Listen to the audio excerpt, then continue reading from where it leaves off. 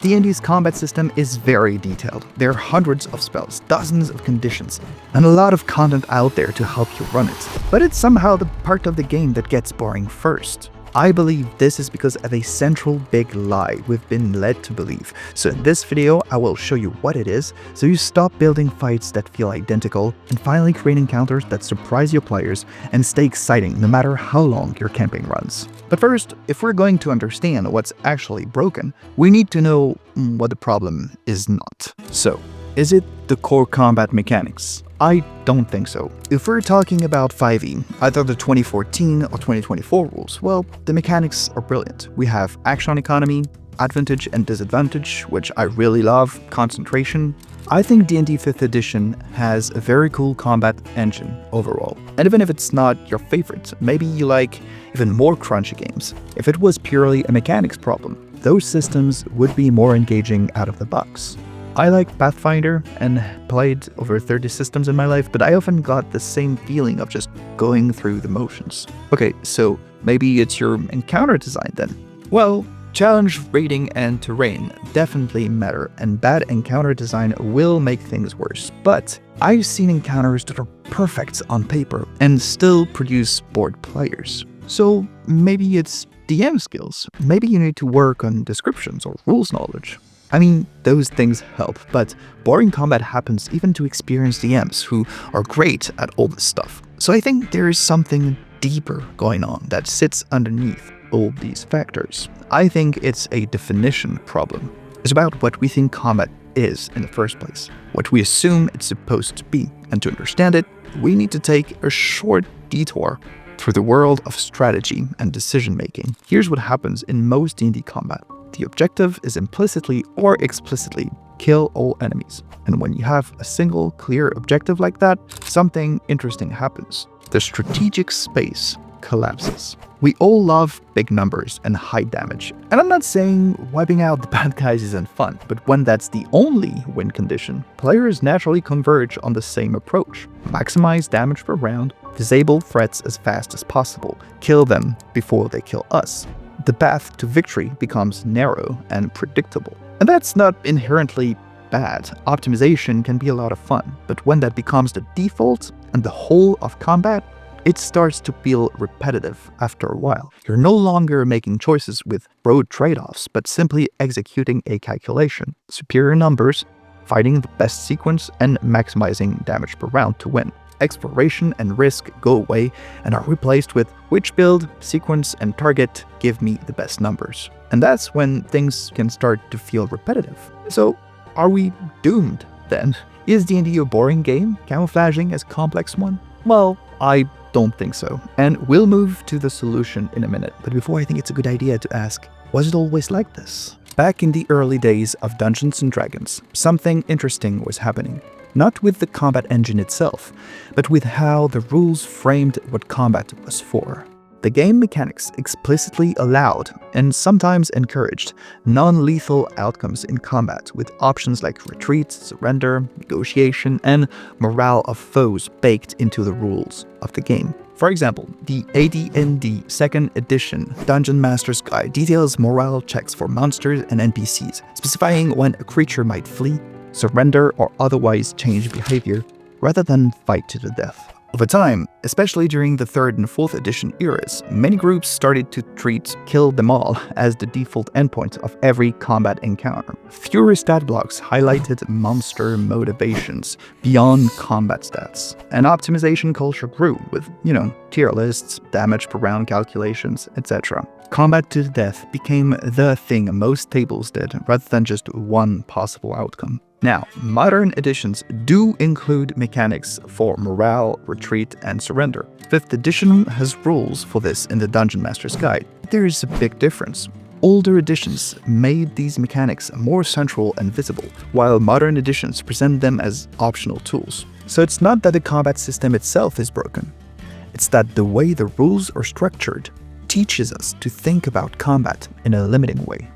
I think most DMs don't even know they exist, so the mechanical support is technically there, but the cultural expectation and the way the books are structured has shifted, and the consequence is that most tables just fight to the death Okay, so now that we have a better idea about what the problem is, how do we fix it? Well, if single objective combat creates dominant strategies, what happens when you introduce multiple objectives? If you start introducing alternate objectives, you can create situations where both sides can partially succeed or fail. This makes the game a lot more complex and can give birth to very cool story moments. Let's look at two short examples. First situation, say the party must rescue hostages while the enemies must kill intruders. In such a scenario, both sides can partially succeed. Maybe the characters save 2 hostages but lose one, and the monsters kill someone but the characters manage to escape with the rest. Second example. Imagine an encounter where the players need to steal the artifact while the guards need to sound the alarm. The victory conditions for both sides are different again. The party might get the artifact but fail to prevent the enemies to sound the alarm, which means they have succeeded at one task but failed at another. Those are asymmetric goals and they can create a lot of very cool tension. The strategic space looks very different when you start thinking like this. Now, there are many variables to keep track of and optimize for. Enemy positioning relative to objectives, time constraints, or resource depletion rates. The strategic complexity increases while the mechanics of the game stay the same. Multiple objectives require the players to continuously adapt to their strategy. They can't solve it once and execute the same plan every time. Every turn feels different because the situation keeps shifting. And if you do it correctly, what was optimal on turn 1 might be really bad play on turn 2. Okay, cool, so just add more objectives. Is that it? Well, it's a good place to start, and we'll look at more concrete examples very soon, because not all objectives are created equal. But now you might be tempted to ask, it makes the game more complex, alright, but does complexity equal fun? I really like doing lots of damage. That's a great question, and I will tell you what I found in a minute. But before, I would like to share something with you. When looking at my analytics, I see many of you guys watch these videos but aren't subscribed to the channel yet. So I would like to make a deal with you, you know, Warlock style. If you could do me a huge favor and hit that subscribe button, I will work obsessively to make these videos better and better and better. I'm still a small channel, and it's hard to overstate how much this helps. When the channel gets bigger, it means more reach and ultimately more resources for me to help you guys have more fun playing this game we all love. Alright, so does more complex equal more fun? Well, not necessarily, but meaningful choice does. When there's one clearly optimal path and the challenge is just finding it, your choices stop feeling meaningful. You're solving a math problem instead of making strategic decisions with real trade-offs. But when you use alternate objectives, decisions start mattering because there might be multiple valid approaches with different risks and payoffs. You're creating solutions instead of discovering a predetermined answer. At least that's been my experience at the table. Also, when you are simply choosing between attack A versus attack B, you're not saying anything about who your character is. When you make value choices and choose whether to protect the civilians or move towards the artifact, you're helping to define your character's identity. This creates a lot more emotional investment. This isn't just theory. I feel like as a community, we spend a lot of time comparing our favorite D&D version with other versions of the game or other TTRPGs, but we often neglect to look at what other game designers in other genres do. Tabletop role-playing games, D&D included, are not the oldest games out there, nor are they the most popular ones. So, do you think other games might have things to teach us? Let's start with a video game franchise, XCOM.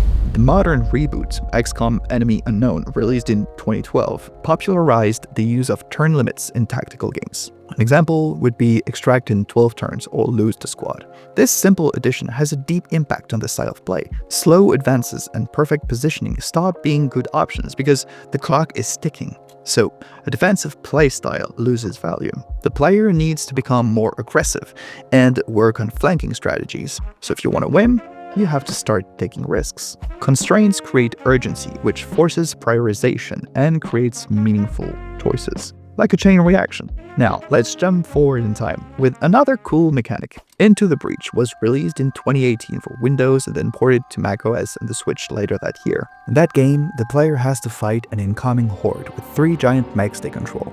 and prevent the horde from damaging buildings that are powering up the mechs. The mechs are expandable, kinda, but the buildings aren't, which inverts risk assessment. Sometimes taking damage to save the buildings becomes optimal, and sacrificing one of the mechs might lead you to victory.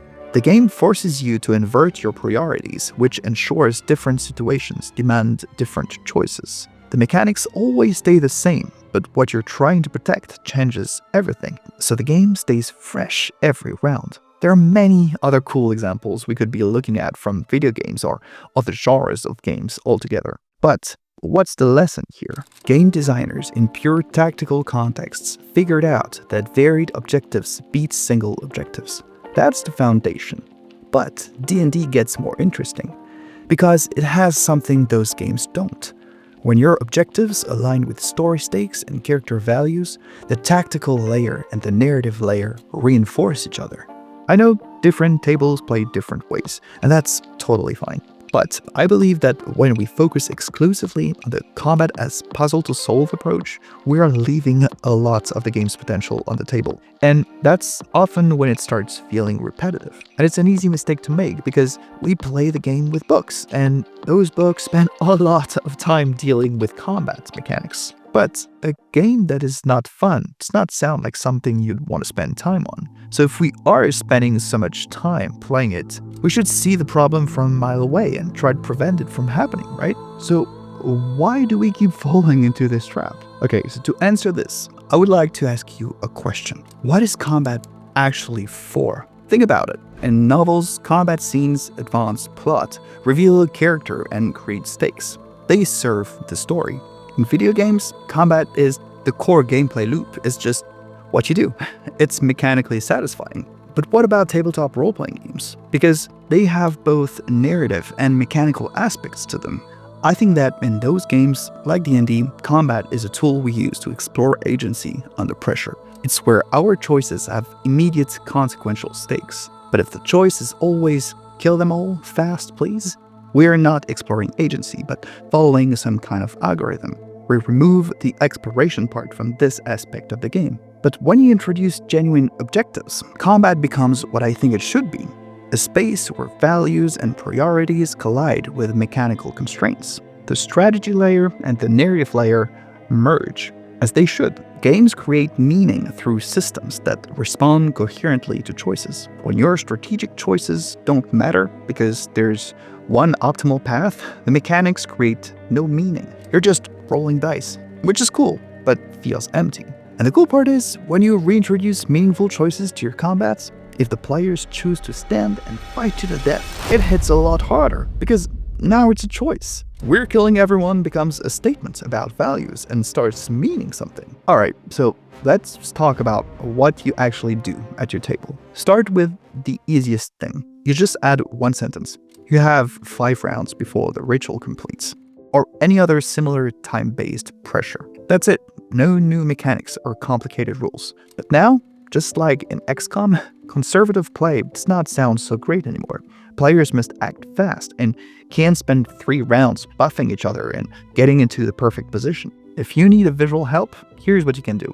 Draw a circle, divide it into segments, label it ritual progress, and feel 1 segment per round. And you show that to the players. It adds instant visible tension because the clock is not just ticking, it's on the table. Then try something like you need to reach the lever at the other end of the room, or you have to stand in 3 of the ritual circles simultaneously. You force movement across the battlefield. Of course, tie this to a roleplay story justification, but that's easy to do. This means pushing hard as a group standing next to each other does not work anymore. Mobility starts to matter, and positioning becomes part of the winning conditions, and stops being simply tactical optimization. You introduce movement speed constraints, AoE spell placement trade-offs, and all sorts of cool things. Do I hit the enemies or try to catch the objective? What if the fireball damages what we're trying to protect? Etc. Another thing you could also try is to put an NPC in the fight with deliberately low HP. They can survive 2 average hits or 1 big hit maximum. They are fragile on purpose. And then you make the enemies actively target them over the characters. You make it clear and obvious. This shifts the psychology around the table because there is no time to lose. Even optimized damage won't work well enough, but all those things players tend to ignore, like positioning, readied actions, or protective spells, are now what's most important. The mechanics are still the same, but the priority structure is totally different because you're trading "let's try to kill them fast" with "let's try to keep them alive." D&D has enough mechanics already. Most TTRPGs do. I don't think you make combat more interesting by adding more of those. You make it more interesting by changing what victory looks like. It's both simpler and more profound than what it seems at first, and I think this says something about D&D. It's not really a system that becomes boring, but a system we accidentally restrict by assuming one definition of winning. The game has close to infinite strategic depths built into it, so we just need to stop collapsing it into a single dominant strategy. In other words, we need to stop trying to solve the game and start playing it. Apart from combat, one thing you can do to enrich your games is to think about cool NPCs that trigger interesting situations. And this is why I made a collection of 15 morally gray NPCs called After the Fall that you can drop into any campaign. Each one has secrets, conflicting loyalties, and the kind of impossible choices that make good versus evil feel too simplistic. You can get it by itself, but it's also included in my Patreon, along with all my video scripts, free tools, and access to private channels on my Discord server to help you become a better DM. Links in the description if you want to check it out. Alright, so when you shift from combat equals killing to combat equals achieving objectives, enemies become obstacles to navigate rather than bags of hit points, and everything starts to feel more fresh immediately. But okay, now you know how to make combat more fun, great, but how come some DMs who know this well run games that don't make players feel anything? To understand this, I think looking at what Brendan Lee Mulligan does is the best place to start, and I think most people are wrong as to why he is so good. So click on this video next to find out what his secret is.